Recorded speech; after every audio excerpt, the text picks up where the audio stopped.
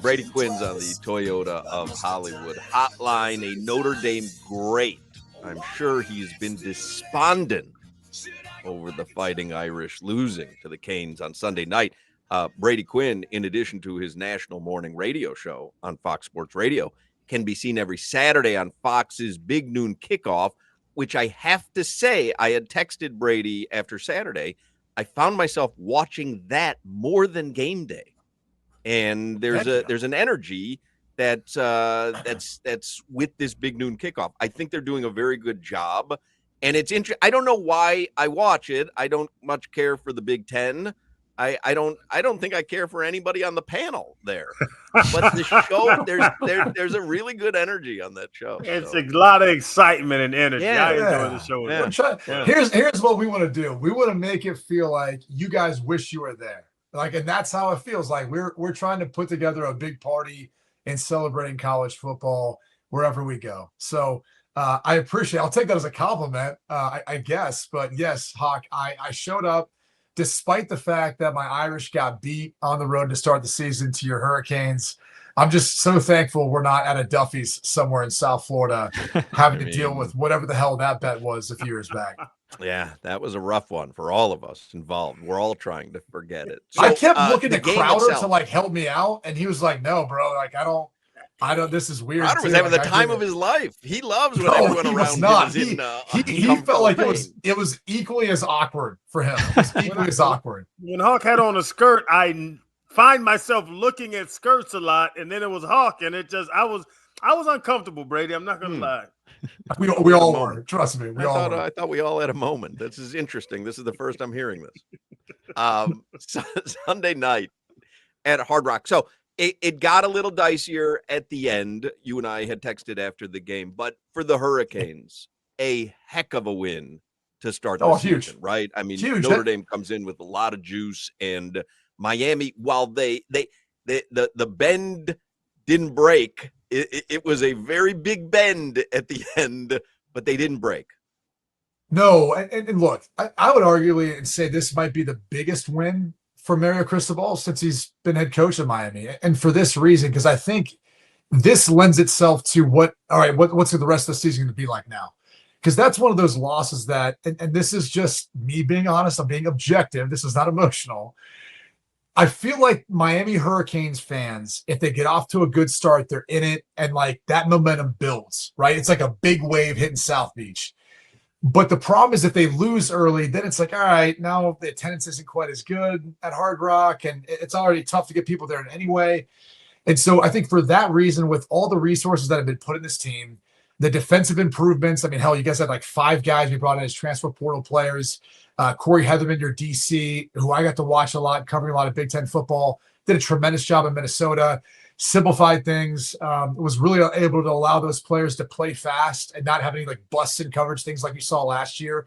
And then bringing in Carson Beck, who, looks like he's going to be a first-round talent. I mean, I remember watching him 2 years ago thinking after the 2024 season, he was going to be the first quarterback taken, and it just didn't work out for him last year in Georgia. So, seeing his connection, and even with a true freshman like Malachi Tony, who I remember leading up to the game, reading reports about him as advertised. And I played as a true freshman, Crowder. I don't know when you started playing at Florida, but it's hard, man.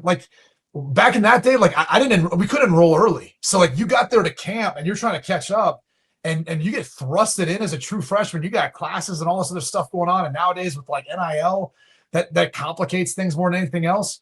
It always blows me away when you see freshmen who step on the stage right away and play as well as Malachi Tony did in that moment, first game out the gate. So look out for that young man. He's going to be a star.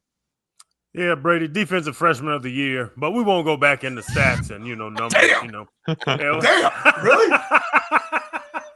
I didn't know that. Speaking of freshmen, CJ. Yeah, man. That was I'm not making excuses. I got lit up because I wore a Notre Dame shirt because me and Marcus Freeman are good friends. So yes. I got a little swag bag when I went up to South Bend. But he didn't look great. But you just said it. You played as a freshman. Do you believe in Carr moving forward from the Notre Dame side? Are you worried about didn't look him great. starting I mean, he's a redshirt freshman, his first start in that environment. Like, dude, I thought he did awesome. Because here's the thing: is like, if you want to be critical of a number of things, you can be critical of the O-line. I thought obviously the edges, Bain and Messidor at times just dominated, right? And so he was under duress. He had different guys mixing in too. I mean, Knapp, who started the game at left tackle, he missed the final 2 series. Like, he was cramping. And so you got a backup who's really a third string left tackle. Charles Jagasaw eventually will take over at that left tackle spot once he's back healthy. He's injured right now. But you got a redshirt freshman, his first start ever, dealing with that sort of pressure, and yet still delivering strikes. I mean, throwing a no-look touchdown pass on his very first touchdown when he's creating. I thought he was awesome. And again, they didn't probably get Jeremiah Love enough touches, no-brainer touches, things that like the Miami's defense couldn't take away. And they talked about that a little bit post-game, but it's like one of the reasons why I feel like optimistic after a loss in comparison to other early season losses under Marcus Freeman is because, like, this is a really good Miami team. Like, I think it might be the best offensive line Notre Dame faces, their defensive front faces all year. And then their defensive front, like, those might be the 2 best edge rushers they faced in their schedule, at least in the regular season. So, just to think about the way they came back, to think about the way Carr played with toughness, his playmaking ability. People are going to make a big deal about the screen that went for interception. All right, like, bad timing. Shouldn't have thrown in the first place. Probably should have handed the ball off on the RPO. But that's where you learn. I mean, you go through some of those mistakes when you've got, guys never started before. But I came away truly impressed and optimistic about this team this year because of him. Like, you guys lose Carson Beck after this year. We get this guy at least for 4 more years if he wants of eligibility. I don't know that he'll be there longer than the next 2 because I think he's that good.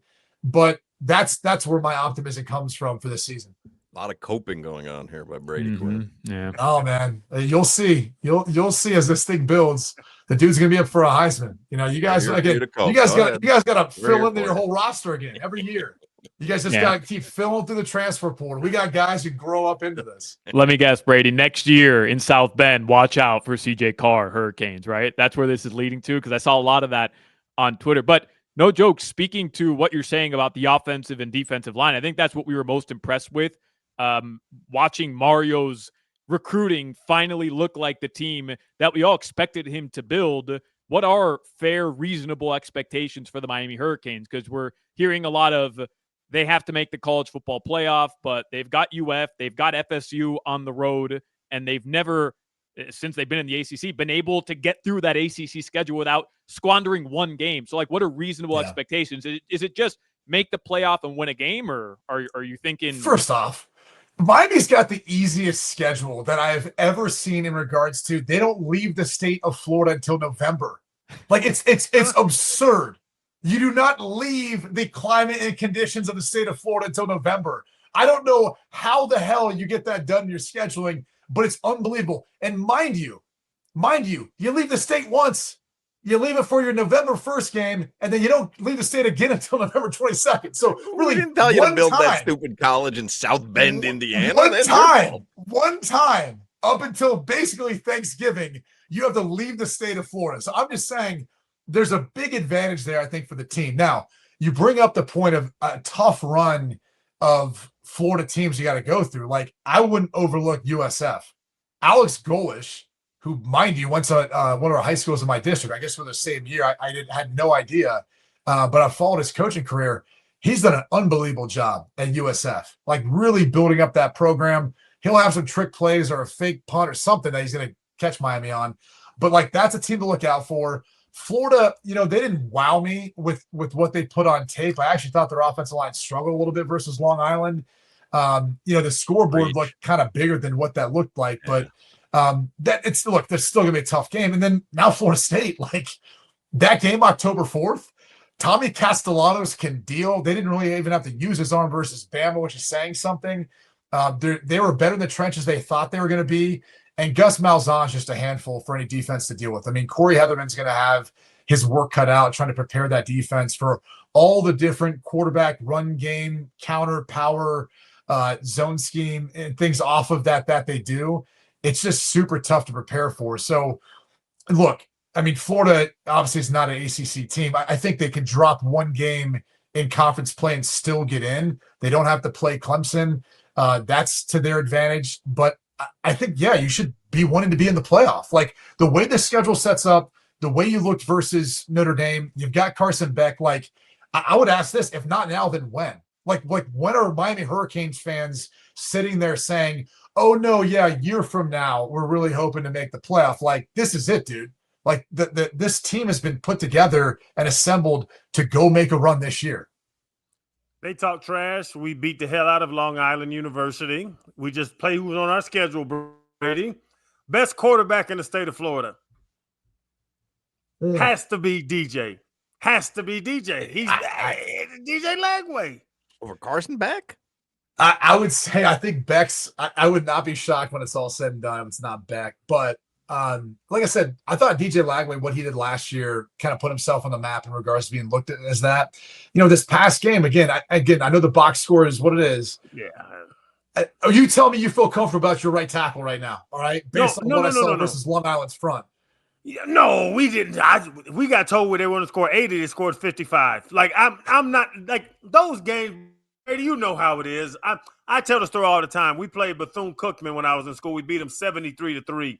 That wasn't a football game. That was a grown men playing against children. But I do believe in DJ Lagway. I think DJ Lagway can spin that thing.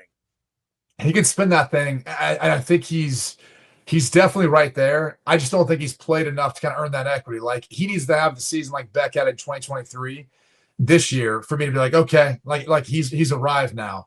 And Florida's got such a tough schedule too. Like that's the other piece of this that I think makes it difficult. But I'm telling you, man, don't sleep on Tommy Castellanos. That young man can absolutely burst, and he's dynamic running the football. He's got a good enough arm. And you probably didn't watch a lot of BC last year, Crowder, but my guess is like you didn't realize he was the only guy that would keep those games competitive up there. And so I once he went to Florida State, I was like, all right, like they're going to be pretty improved, even if their offensive line's not, because he can scoot. So it would be great if DJ Lagway is the third best quarterback in the state of Florida. It's possible. He's got to earn it. He's talking. He's got to earn it, dude. Like, what? Tell me this much. Like, at this moment, we're one game in for all these teams. Who's had the best performance so far? Like, who's earned it versus a good opponent? Like, you got Castellanos with arguably the biggest upset of the weekend.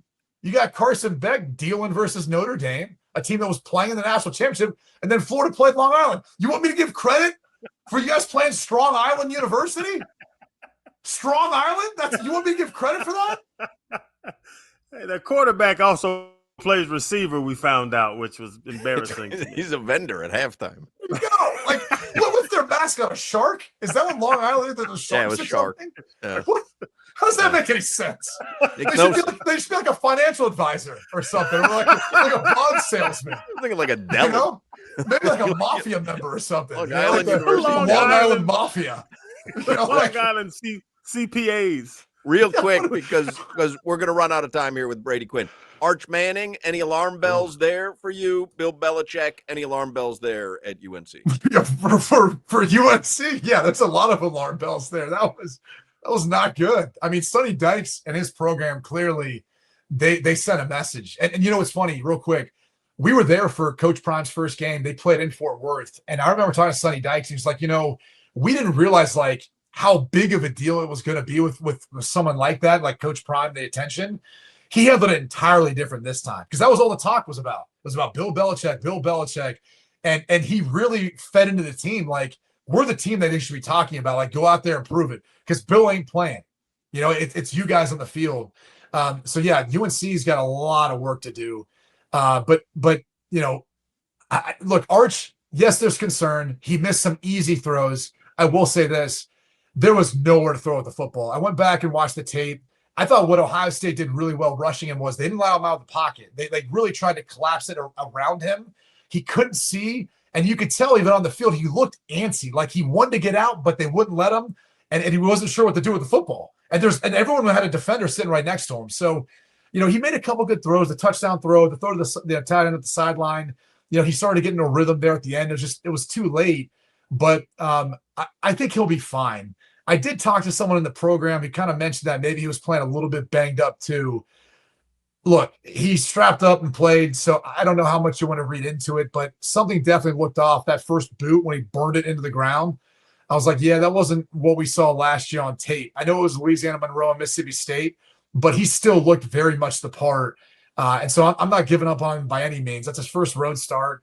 I think he'll respond from this. And Brady, quickly on the way out, because Solana stumped me, which is crazy from someone of his mental status. The X's and O's, Jimmy's and Joe's thing. He asked me, is it bigger in that? Like, because I'm like Bill Belichick. He has no power. He has no players. He's a UNC build. He asked me, does it change from college to the NFL with the coaching ability to the player ability? Does anything swing, or you just need good players to win games? Well, you need good players no matter where you're at, but I'll say this, talent is equated at the NFL level, right? Like the talent is much more equal amongst all 32 teams. So scheme becomes that much more important. How you isolate those special players or those extraordinary players. The problem at the college level is talent is not equated. Like you got these collectives who are spending more than others. And so you got some rosters where like for example, for Ohio State, Carnell Tate would be a number one receiver pretty much anywhere in the country. He just happens to be behind Jeremiah Smith, right? Brandon Enos, who's, again, South Florida product, he might be a number one receiver. He's behind Carnell Tate and Jeremiah Smith. So you get teams that are like literally stacked with talent taking on teams that don't have much. So, yeah, I don't care how good of a coach you are. If you're facing a team with that sort of talent, you ain't going to win. I mean, it's completely different. So, like, you look at some of the greatest coaches of all time, as good as they are schematically, they're really great recruiters. They were able to get guys into the program and then be able to let those guys go play. Some of those programs, I don't even know how much development goes on. We just get to see the guy play a bunch, so it looks like he's developing, but really, he's just a badass dude. So, it doesn't matter what Bill Belichick does at this point. They got to get better, and it's not going to happen overnight. You can't bring guys in off the street. And so I think UNC is going to have their hands full this season. Brady Quinn, watch Fox's Big Noon Sunday. Happens to be a very good program. They're in Big Noon Iowa. Kickoff. Big Noon Kickoff because it's on Saturday. I think but you watch. Iowa. But you I watch. love the show. It's my favorite show on Sunday. I love it. I don't like any of you guys, but I love it. I watched that, and then Terry Bradshaw, the time of my life. No, what do you DVR it? You watch it on Sunday? They talk about Sunday. Best Saturday show. I'm telling you, I've never missed an episode. Best Saturday show on Sundays. That's what it's awesome. When I asked Brady to come on, he's like, "When are you guys on anymore? Nobody knows." No, because you asked me you're like, "Oh, can you come on in 5 minutes?" I'm like, "No, I can't, Hawk. Like I'm really driving my 2 daughters to soccer practice or something." You still not snack at all? Just 3 meals a day? Yeah, I don't snack. I don't know. It's not. By the way, it's not very manly to snack. Like you have a protein bar, that's like a meal at that point. You're not snacking. Oh my God, Solana snacks on protein kind bars all show long. Got to get that whey in, Brady. Got to get that whey in. You're telling me it's not manly? By the way, do you even know how they make whey protein? It like once you look into that, you're like, I don't eat that anymore. All right. Okay. I'm saying there's other forms of protein. You don't have to eat just whey. But go look into how they make whey protein. It's like an offshoot, like byproduct of like milk. It's not good. It's not good. You're telling me it's not manly to sit on the couch and eat a box of Cheez-Its and a 7-Up Zero? I mean, sounds pretty beta. It doesn't sound like something Crowder would do. Really? That feels so manly to me. Hey Brady, whenever I do something, I just say it with a deep voice. Cheez-Its. That's true. See, he's got more bass. Bass is very masculine. You see how it sounds better when you say, I'm eating some Cheez-It. That's right. All right. Well, better luck next season to your Fighting Irish. I can't wait to host you guys up in the South Bend. It's going to be fantastic. I told you it was coming. We'll try to go to the Grotto or even Basilica. Hopefully that place doesn't start on fire with you walking in there. It'll be great. We'll see you, Brady. See you guys. Congrats on the win.